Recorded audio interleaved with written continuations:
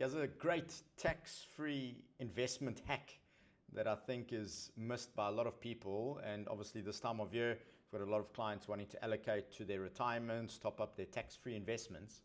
But let's say you earn over 857,000, 858,000 Rand a year, and you're in the 41% marginal tax bracket. If you're in a position to allocate 100,000 towards your retirement and ensure that you reach that threshold for the year, monthly contributions, and then a bit of a ad hoc into the retirement allocation, basically you're setting yourself up to receive a 41% return from SARS rebate on that allocation. So that return, 100,000 Rand in for the entire year, possibly with an ad hoc this time of year, you can expect a refund around that 41%, excluding any other deductions, health claims, etc.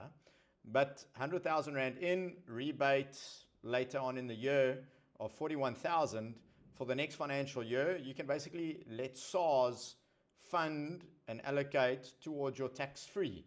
So every year we top up our retirements, building and securing that future plan and the foundation, plus on the rebates, reallocating your tax refund towards the tax-free, and we're getting the best of both worlds, letting SARS help fund that tax-free investment for us.